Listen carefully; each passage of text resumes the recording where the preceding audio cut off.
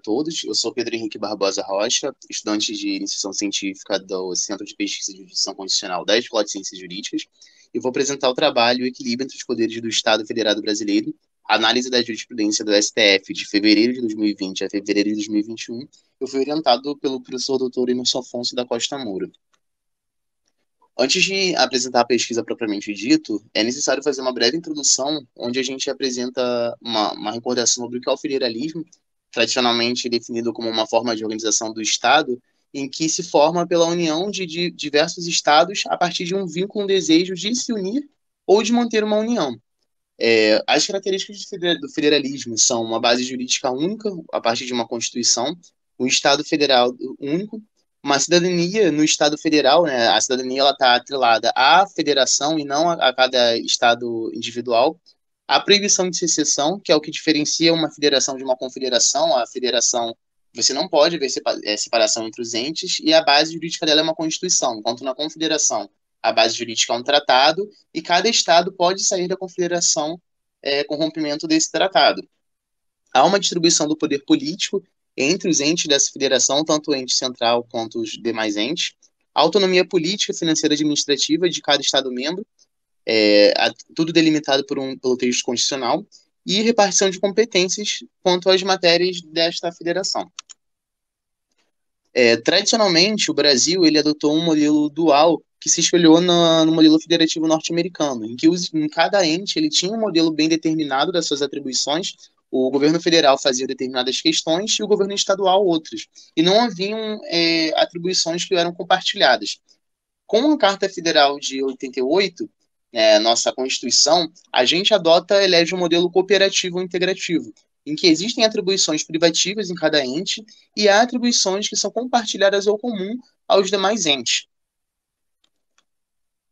Dentro desse cenário de competência compartilhada e comum, há momentos em que os entes federativos eles entram em choque, em conflito, quanto ao exercício dessas competências.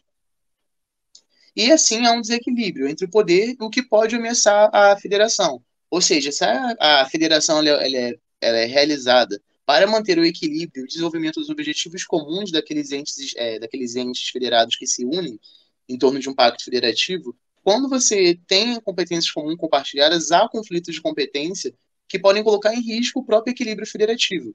Por um lado, você vai ter um excesso de controle de um ente central, no nosso caso seria o governo federal, que vai querer puxar para si o controle de determinada atribuição, e ao mesmo tempo você vai ter os entes subnacionais que vão querer expor mais sua autonomia, o que pode ser feito de maneira exacerbada. Ou seja, a gente tem um conflito entre o ente central, que quer ter mais controle sobre aquela matéria, e o ente subnacional, que ele quer ter mais autonomia no exercício daquela competência. A nossa Carta Constitucional atribui ao Supremo Tribunal Federal o papel de guardião do equilíbrio federativo. Quando há conflitos federativos, é ele quem deve resolver e dirimir da palavra final sobre esse conflito, conforme prevê o artigo 102F da nossa Constituição. Nesse campo, a nossa pesquisa ela quer estudar em que medida a jurisdição constitucional do Brasil ele preserva o equilíbrio e garante a autonomia de cada ente e a preservação da nossa federação. Ao mesmo tempo, a gente quer estudar qual é o grau de discricionariedade que a Constituição dá ao STF para que ele determine a repartição de competências e qual é o poder e qual é o nível de autonomia que cada ente possui na organização federal. E a gente vai destacar que a nossa pesquisa ela se insere dentro do âmbito de enfrentamento da pandemia de Covid-19, que foi uma pandemia em nível mundial e que, obviamente, teve repercussões internas no nosso país e que desafiou o nosso modelo federativo tanto quanto ao seu enfrentamento quanto às mudanças sociais que dela adveio. E a pandemia exigiu uma atuação organizada dos entes federados, inclusive quanto à repartição de competências entre cada um. Sendo assim, surgiram inúmeros conflitos federativos também em razão por conta da pandemia, e o STF também foi desafiado a responder a eles como o tribunal que soluciona os conflitos federativos. Portanto, os objetivos da nossa pesquisa serão, primordialmente, a análise do papel da jurisdição constitucional no equilíbrio federativo em matéria de organização do Estado na jurisprudência do Supremo Tribunal Federal, sobretudo após um ano da Declaração Mundial da Pandemia de Covid-19. E a nossa pesquisa ela fez um recorte de um ano após o primeiro caso de Covid no Brasil. Ou a gente elegeu a data de 26 de fevereiro de 2020 a 25 de fevereiro de 2021 para fazer a produção dessa pesquisa. A identificação do coleta e material relativa à jurisprudência do STF nesse período, análise desse material e, por fim, oferecer um estudo conclusivo sobre a jurisdição constitucional e equilíbrio federativo após a análise da jurisprudência desse período.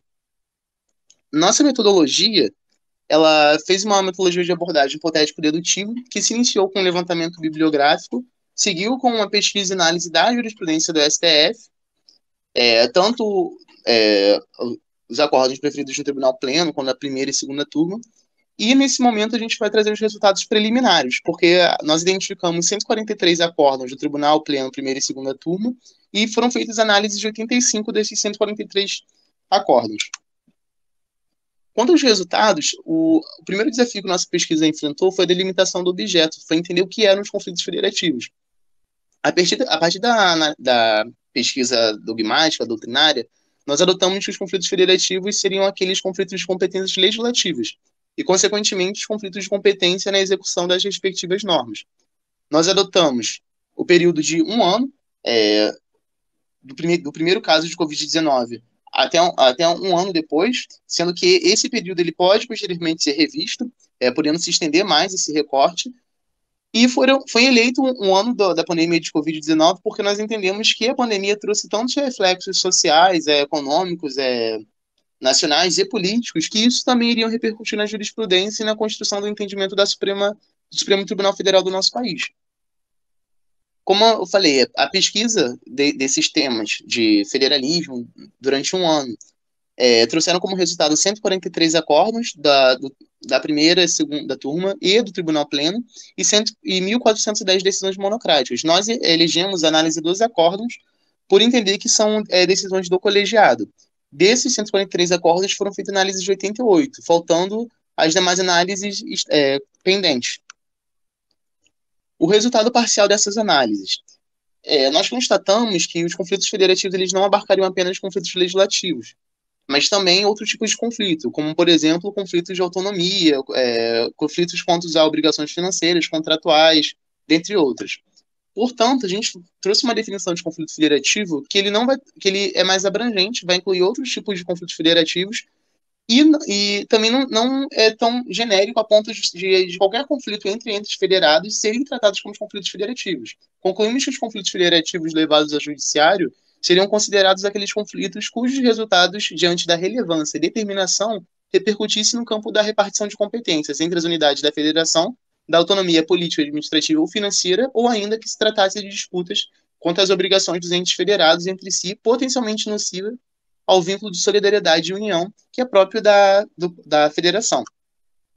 Sendo assim, nós encontramos 4 grandes grupos de conflitos federativos. Conflitos de competência legislativa e exercício da legislação, conflitos de organização político-administrativa, que se dá quando o ente ele prejudica a autonomia do outro ente ao tentar organizar político-administrativamente o outro, política de matéria financeira, quando a repartição de competências tributárias ou financeiras prejudica o outro em razão do repasse de recursos ou prejuízo na arrecadação de outro ente, e conflitos federativos de matérias fazendárias, que são questões cíveis, contratuais, de responsabilidade de um ente conflitando com o outro, mas que, em razão da extensão e do dinamismo, podem causar impactos no equilíbrio federativo.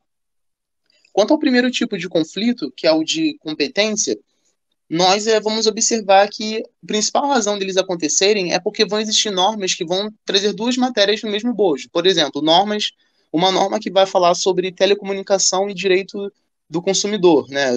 É uma norma que vai tratar de uma matéria privativa, que é a telecomunicação, privativa da União, e uma norma que vai trazer sobre direito do consumidor, que é uma matéria concorrente.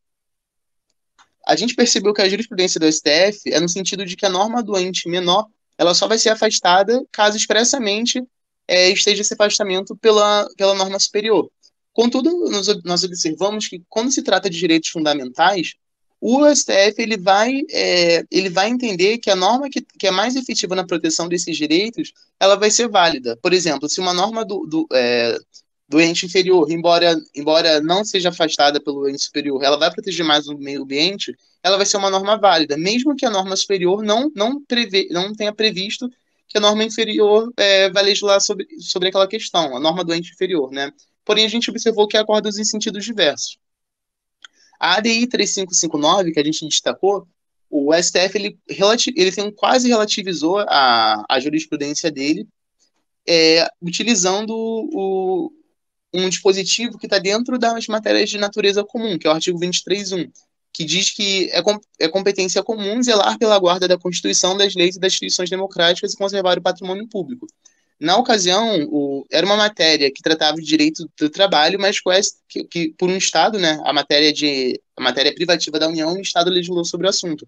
Mas o STF, ele, por 5-6, né, ficou perdido na questão, ele quase mudou a jurisprudência para entender que o Estado poderia legislar em matéria privativa da União, porque ele estaria dentro do âmbito de proteção e guarda da Constituição, dos direitos fundamentais da Constituição, que seriam comum a todos os entes. Em se tratando de saúde e assistência pública, o STF também fez o julgamento da DI 6341 e 6343, que tratou sobre a matéria da Covid-19, quando a União tentou, por meio de medida provisória, determinar o que seriam as atividades essenciais. E o STF, nesse momento, ele reafirmou o federalismo cooperativo e vedou a restrição pelo ente superior aos entes inferiores, né? Porém, a gente vem observar que no julgamento de suspensão de segurança que foram levados ao Tribunal Pleno, o STF, ele, ao invés de privilegiar o ente menor, ele adotou postura mais centralizadora. Então, observa um caráter político do julgamento da DI 6341 e 6343. Em se tratando de organização político-administrativa e conflitos de matéria financeira, observamos que o STF ele veio valorizar o princípio da autonomia, coibição à ameaça ao pacto federativo e o combate à guerra fiscal. E quando há o conflito entre a autonomia, né, de cada ente e a guerra fiscal, o STF ele valoriza o combate à guerra fiscal em detrimento da autonomia do ente, a fim de preservar o equilíbrio federativo. E em matéria fazendária, a gente destaca que não houve análise dentro do âmbito constitucional, porque o STF ele atuou em ação originária para verificar o conjunto fático probatório e assim proferir uma sentença. Mas como são casos em que envolvem grandes vultas financeiras, entre obrigações de um ente com outro ente, ou autarquias de um ente com outro ente, isso atraiu a competência do STF para a preservação do equilíbrio federativo. A conclusão que nós tiramos é que os conflitos de competência eles se põem em razão de não haver uma distribuição fechada das competências, de não haver disposições em leis complementares que regulem essa repartição de competência, e por a Constituição atribuir vários termos de maneira aberta, como norma geral, preponderante interesse e outros. O STF ele privilegia a descentralização de competência ao se tratar da efetivação de direitos fundamentais. E já quanto aos conflitos de autonomia, o STF ele foi atuante na valorização da autonomia dos entes federais e coibiu a guerra fiscal. E a gente observa que esses conceitos abertos dentro da Constituição e quanto às competências, eles ortogam ao STF uma discricionariedade, né, para definir dentro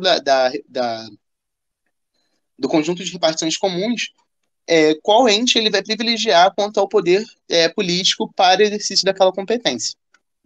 Aqui a gente dispõe as nossas referências bibliográficas utilizadas na construção dessa apresentação e do resumo. Eu agradeço a todos e desejo todas as minhas saudações.